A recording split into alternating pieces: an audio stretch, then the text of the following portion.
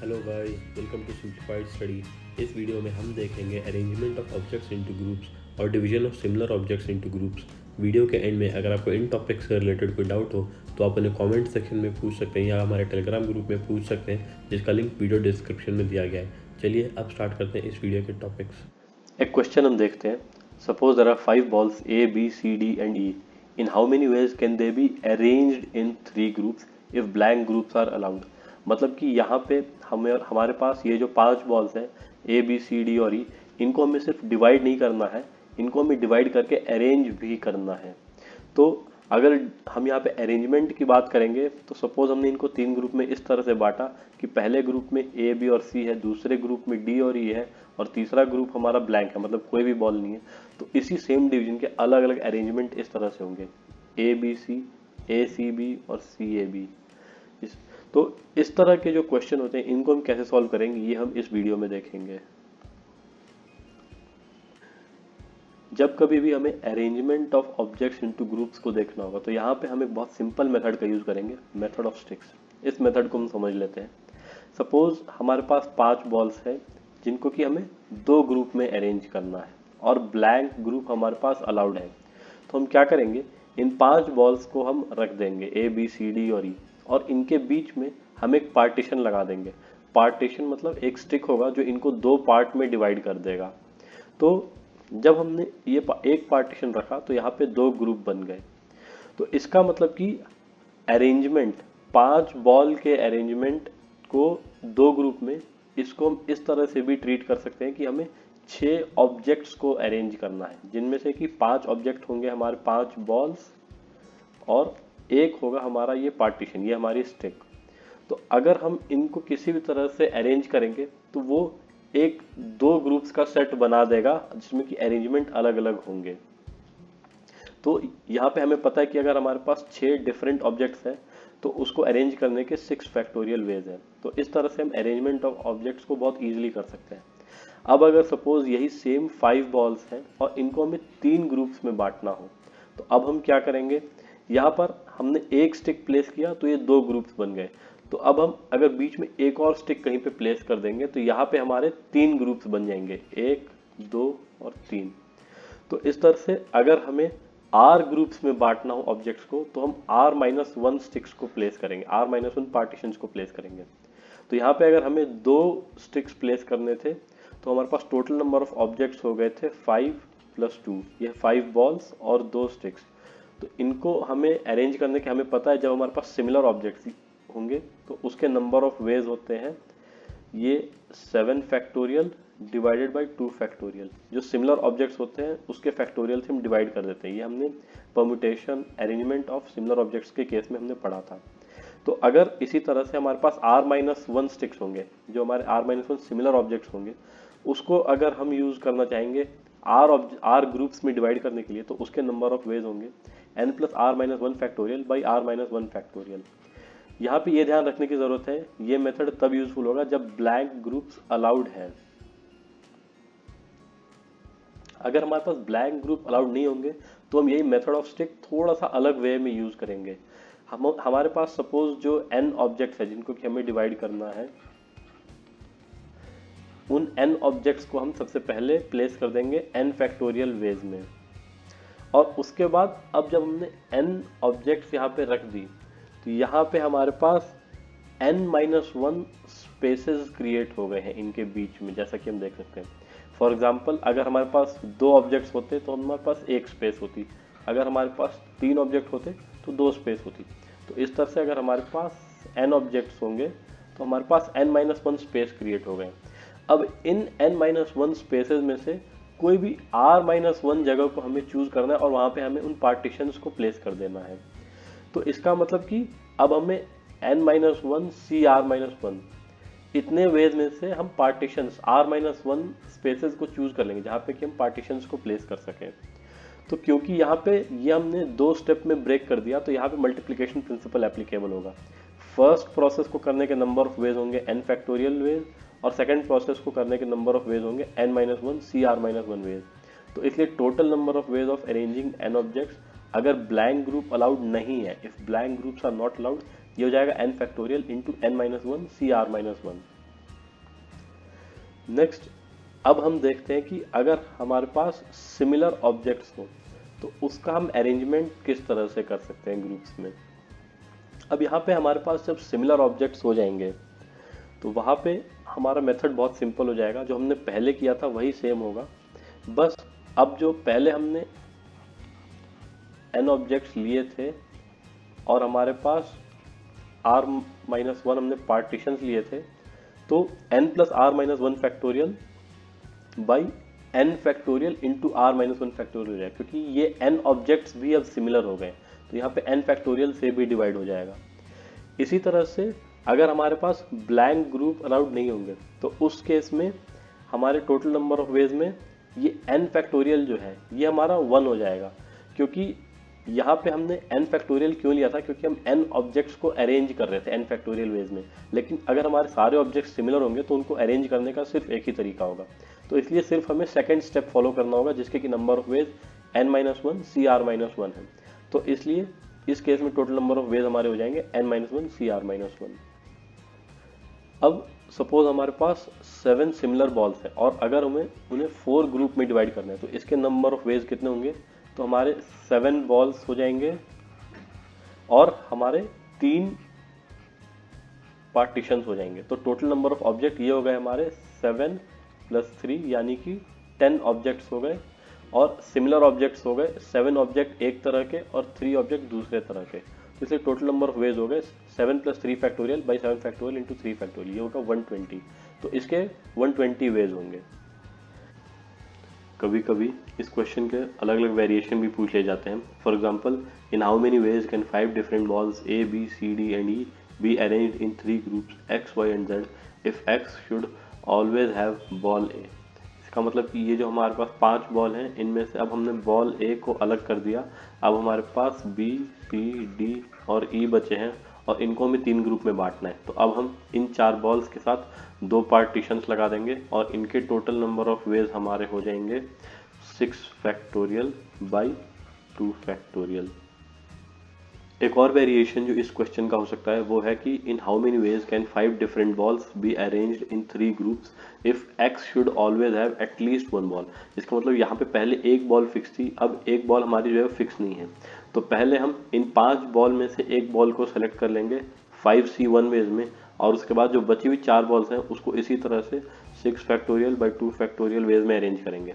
अब क्योंकि हमें ये दोनों प्रोसेस कंप्लीट करने हैं इस क्वेश्चन को सॉल्व करने के लिए, तो इसलिए यहाँ पे मल्टीप्लिकेशन प्रिंसिपल एप्लीकेबल होगा। तो इस क्वेश्चन का आंसर होगा 5C1 into 6 factorial by 2 factorial. अब इस मेथड को कुछ और क्वेश्चंस के सॉल्यूशन के लिए भी हम यूज कर सकते हैं। फॉर एग्जाम्पल, अगर कभी क्वेश्चन में पूछा जाए how many non negative integral solution does the equation x + y + z = 20 have. अब इस क्वेश्चन को सॉल्व करने का हम एक तरीका ऐसे भी सोच सकते हैं कि ये हमारे जो 20 है, इस नंबर 20 को हमें 3 ग्रुप में डिवाइड करना है। एक ग्रुप है x, एक ग्रुप है y और एक ग्रुप है z। तो इसके कितने तरीके हो सकते हैं। तो अगर हमारे पास 20 सिमिलर ऑब्जेक्ट्स हैं, सपोज हमारे पास 20 बॉल्स होते हैं रेड कलर के और उनको हमें 3 ग्रुप में प्लेस करना होता, तो हम 2 पार्टीशन का यूज करते। तो यानी कि नंबर ऑफ वेज हमारे हो जाते 20 + 2 फैक्टोरियल डिवाइडेड बाई 20 ऑब्जेक्ट्स एक तरह के हैं तो ये हो जाएगा 20 फैक्टोरियल, और 2 पार्टीशन है हमारे तो ये हो जाएगा 2 फैक्टोरियल। तो इस क्वेश्चन का आंसर हो जाता 22 factorial by 20 factorial into 2 factorial, जो कि होगा हमारा 231। अब हम इसी पैटर्न पे एक और क्वेश्चन देख लेते हैं। How many non negative integral solution does the inequality x + y + z less than equal to 20 have. यहाँ पे हमारे पास इक्वेशन था तो हमने इजीली सॉल्व कर लिया। अब अगर ये लेस देन इक्वल टू 20 होगा तो यहाँ पे हम एक वेरिएबल और इंट्रोड्यूस कर देंगे t, और t हमारा इस तरह का होगा कि वो 0 से लेके 20 तक सारी वैल्यू ले सकता है, इंटीग्रल वैल्यू। तो हमारा x + y + z + t ये हो जाएगा इक्वल टू 20। तो हमें यहाँ पे ऑब्जेक्ट्स को, जो हमारे 20 सिमिलर ऑब्जेक्ट्स हैं, इनको हम 3 की जगह 4 ग्रुप में बांट देंगे। तो 4 ग्रुप में बांटने के लिए हमें 3 पार्टीशन लगाने होंगे।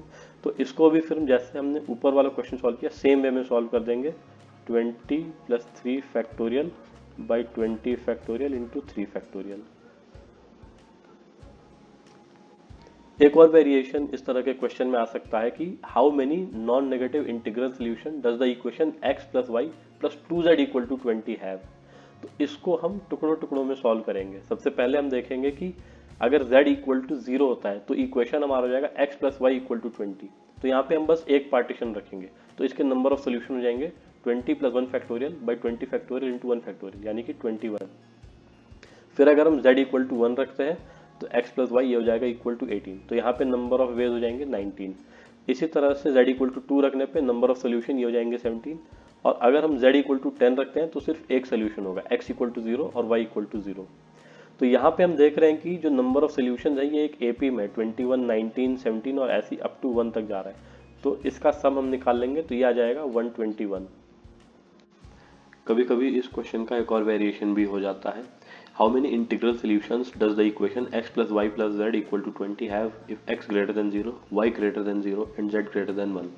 यहाँ पे x ग्रेटर देन 0 है और इंटीजर है तो x हमारा हो जाएगा 1 2 3 4 इस तरह से। y भी ग्रेटर देन 0 है तो वो भी हो जाएगा 1 2 3 इस तरह से। और z ग्रेटर देन 1 है तो ये हो जाएगा 2 3 4 वगैरह। इस तरह के क्वेश्चन को सॉल्व करने के लिए हम यहाँ पे जो वेरिएबल्स हैं x y z इनको चेंज कर देंगे। हम यहाँ पे डिफाइन करेंगे नए वेरिएबल्स। a हम मान लेते हैं हमारा है equal to x minus 1, b हमारा y माइनस 1 और c हमारा z माइनस 2। अब a हमारा x माइनस 1 है तो जब x 1 होगा तो a 0 हो जाएगा। तो इस तरह से a हमारा 0 1 2 3 इस तरह की वैल्यू ले सकता है, b भी 0 1 2 और c भी 0 1 2 ले सकता है। तो अब यहाँ पे हम x y z को जब हम पुट करेंगे a b c के टर्म्स में तो ये जो हमारी इक्वेशन है ये हो जाएगी a plus B plus C equal to 16। तो इस इक्वेशन के नंबर ऑफ सॉल्यूशंस हमारे हो जाएंगे 16 plus 2 factorial by 16 factorial into 2 factorial. यहाँ पे इफेक्टिवली हमने क्या किया, हमने x ग्रेटर देन 0 था तो एक नंबर हमने x को पहले ही दे दिया और एक नंबर y को दे दिया और एक नंबर हमने z को दे दिया, दो नंबर हमने z को दे दिए सॉरी। तो इस वजह से जब ये 4 नंबर हट गए तो यहाँ पे बस हमें 16 नंबर ही बचे जो कि हमें इन 3 ग्रुप्स में बांटने थे। तो इसलिए नंबर ऑफ सॉल्यूशंस ये हो गया हमारा। एक और क्वेश्चन होता है जो थोड़ा डिफरेंट टाइप का होता है, वो क्या होता है वो हम देख लेते हैं। Find the total number of integral solutions for set x y z such that x into y into z equal to 108 if only positive integers are allowed, b if positive and negative integers both are allowed। यहाँ पे x y z ये जो है ये 108 के factor हैं। तो अब 108 के जो फैक्टर्स हैं वो हम कितने वे में रख सकते हैं ये हमें देखना है। 108 ये होता है हमारा 2 स्क्वायर इंटू 3 क्यूब। तो अब यहाँ पे हमें जो काम करना है वो है, हमारे पास समझ लेते हैं कि 5 बॉल्स हैं, 2 हैं जिनका कि नंबर 2 है और 3 हैं जिनका कि नंबर 3 है। अब यहाँ पे हमें इन 5 बॉल्स को 3 ग्रुप में प्लेस करना है। एक ग्रुप हो जाएगा हमारा x, एक ग्रुप हमारा हो जाएगा y और एक ग्रुप हमारा हो जाएगा z। यहाँ पे हमारे एम्प्टी ग्रुप जो हैं वो अलाउड होंगे। तो यहाँ पे सपोज y और z इन दोनों ग्रुप्स में हमने इन 5 बॉल्स को प्लेस कर दिया तो x हमारा एम्प्टी ग्रुप हो जाएगा। तो इस एम्प्टी ग्रुप में हम नंबर 1 मान लेंगे इस x को। तो 1 इंटू सपोज हमने y में रख दिया 2 स्क्वायर यानी कि 4 और z में हमने रख दिया 27। तो 27 4 और यहाँ पे 1 तो 1 इंटू 4 इंटू 27 ये हमारा हो जाएगा 108। इस तरह से जो भी एम्प्टी ग्रुप होगा उसमें हम नंबर 1 प्लेस कर देंगे। तो यहाँ पे हम एम्प्टी ग्रुप कंसिडर करेंगे। अब इसको प्लेस करने के लिए हम 2 टुकड़ों में काम करेंगे। सबसे पहले जो ये 2 बॉल्स हैं जिनका कि नंबर 2 है इनको हम 3 ग्रुप में प्लेस करेंगे जिसके कि नंबर ऑफ वेज होंगे 2 plus 2 factorial by 2 factorial into 2 factorial ये हो जाएगा 6। इसके बाद हमारे पास जो 3 बॉल्स है जिनका कि नंबर 3 है इनको हम प्लेस कर देंगे 3 ग्रुप्स में जो कि हमारा हो जाएगा 10 वेज में। यहाँ पे अब जब हमने इन 2 को प्लेस कर दिया और इन 3 को प्लेस कर दिया तो यहाँ पे मल्टीप्लिकेशन प्रिंसिपल अप्लाई करते हुए टोटल नंबर ऑफ वेज ये हो जाएंगे हमारे 60। तो यहाँ पे एक चीज़ ध्यान देने की है कि हमने इन बॉल्स को अलग अलग प्लेस किया। जो सेम नंबर है 2 इनको पहले प्लेस किया और फिर जो सेम नंबर है 3 उनको प्लेस किया। ऐसा हमने इसलिए किया क्योंकि अगर हम इनको साथ में करते तो फिर रिपीटिशन होने का चांस होता। फॉर एग्जांपल एक अरेंजमेंट हमारा ऐसा होता जिसमें कि जो हमारा ग्रुप x है इस वाले ग्रुप में पहले हम प्लेस करते 3 को और फिर प्लेस करते 2 को, मतलब 3 लेफ्ट और 2 राइट में, और दूसरा हम करते कि 2 लेफ्ट में और 3 राइट में। तो यहाँ पे 2 इंटू 3 और 3 इंटू 2 इन दोनों वेज में 6 आएगा। तो अल्टीमेटली ये जो नंबर है हमारा, ये 2 बार काउंट है, 2 अलग अलग वेज के फॉर्म में काउंट हो जाता। इसलिए हमने इनको एक एक करके प्लेस किया। पहले हमने 2 को प्लेस किया और फिर हमने 3 को प्लेस किया। अब हमने पॉजिटिव सोल्यूशन देख लिया। अब हम देखते हैं कि नेगेटिव इंटीग्रल सोल्यूशन ये किस तरह से होंगे। सपोज हमारे फैक्टर्स हैं x, y और z। हम इनमें से किसी भी दो नंबर्स में -1 और -1 इन दो से मल्टीप्लाई कर देते हैं। तो फिर अगर हमने सपोज x और y इन दोनों में मल्टीप्लाई किया तो -x इंटू -y, और z में हमने कुछ मल्टीप्लाई नहीं किया तो ये z। तो ये हो जाएगा हमारा equal to X Y Z. और एक्स वाई जेड हमने पहले ही देखा था कि 60 वेज हैं जिनमें कि ये एक्स वाई जेड बन सकते हैं, जिससे कि नंबर 108 बन जाए इनको मल्टीप्लाई करके। तो यहाँ पे हमें -1 को प्लेस करना है तीन में से किसी भी दो नंबर में। ये हो जाएगा 3c2 नंबर ऑफ वेज में। एक बार हमने इसको प्लेस कर दिया, फिर 60 वेज में हम ये एक्स वाई जेड बना सकते हैं, सो दैट वो मल्टीप्लाई होके 108 दे। तो यहाँ पे total number of negative solution ये हो जाएगा 3 इंटू 60 यानी कि 180। तो नेगेटिव 180 है और पॉजिटिव हमने देखा है कि 60 है। तो टोटल नंबर ऑफ सोल्यूशन ये हो जाएगा 180 प्लस 60 यानी कि 240। नेक्स्ट वीडियो में हम देखेंगे ज्योमेट्रिकल प्रॉब्लम्स। लेटेस्ट वीडियोस के लिए हमारे चैनल को सब्सक्राइब कीजिए। Thank you.